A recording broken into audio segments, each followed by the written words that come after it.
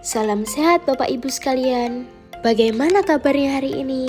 Semoga kabar baik selalu menyertai kita semua ya.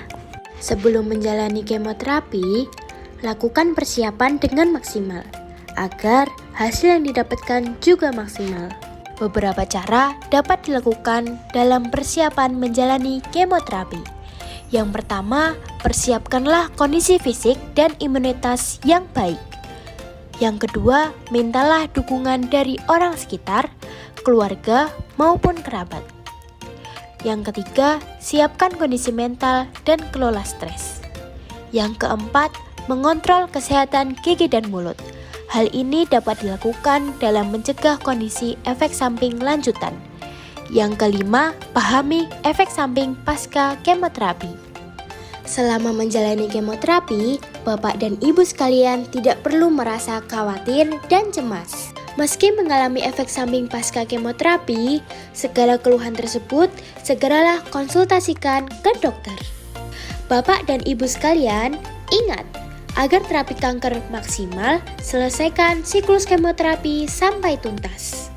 Agar semakin waspada, yuk kenali tanda-tanda dan pengobatan efek samping pasca kemoterapi. Yang pertama, alopecia. Dengan tanda-tanda merasa kehilangan rambut secara tiba-tiba, yang terjadi secara berulang dan rambut semakin berkurang. Pengobatan yang dapat dilakukan yang pertama menggunakan kortikosteroid sistemik, yaitu prednison oral.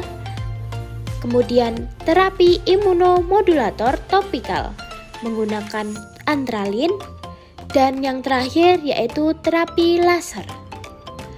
Pantangan pasien yang mengalami alopecia yaitu makanan yang mengandung gluten seperti oatmeal, roti, dan kue, serta menghindari kafein berlebihan, terong-terongan, serta gula. Yang kedua yaitu mual muntah. Mual muntah ini dapat terjadi dalam 1-24 jam setelah kemoterapi. Meskipun juga dapat terjadi pada waktu lebih dari 24 jam. Pengobatan yang dapat dilakukan yaitu menggunakan metoclopramid, domperidon, ondansetron, dan dexamethasone. Yang ketiga yaitu anoreksia. Beberapa pasien mengalami gangguan makan berlebihan ditandai dengan nafsu makan menurun, berat badan yang turun drastis, dan porsi makan yang berubah semakin sedikit.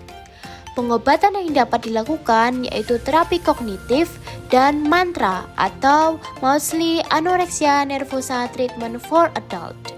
Yang keempat yaitu insomnia, yang ditandai dengan keluhan gangguan tidur dan kesulitan dalam memulai tidur atau mempertahankan tidur. Pengobatan yang dapat dilakukan yaitu menggunakan triazolam, amitriptilin, melatonin, maupun aromaterapi. Beberapa tips yang dapat dilakukan untuk mengatasi insomnia yaitu luangkan waktu untuk relaksasi. Kemudian usahakan untuk selalu berpikir positif. Kemudian terapkan gaya hidup sehat dan ciptakan kamar tidur yang nyaman. Yang kelima yaitu nyeri. Nyeri merupakan salah satu keluhan yang sering dialami oleh pasien pasca kemoterapi. Nyeri yang dirasakan bukan datang dari penyakit yang diderita, tetapi dari terapi pengobatan yang dijalani oleh pasien. Pengobatan yang dapat dilakukan yaitu pemberian asam mefenamat dan paracetamol kepada pasien. Bapak dan Ibu sekalian, ingat, dalam penggunaan obat-obatan yang sudah disebutkan sebelumnya, tetap ikuti anjuran dokter dan segeralah konsultasi ke dokter atau ahli medis lainnya apabila menemukan efek samping lain yang terjadi. Tetap semangat dan optimis Bapak Ibu sekalian. Sebelum menutup video ini, izinkan saya berpantun. Jalan-jalan sama Ibu Ratih, perginya ke pasar legi. Kami ucapkan terima kasih dan sampai jumpa lagi.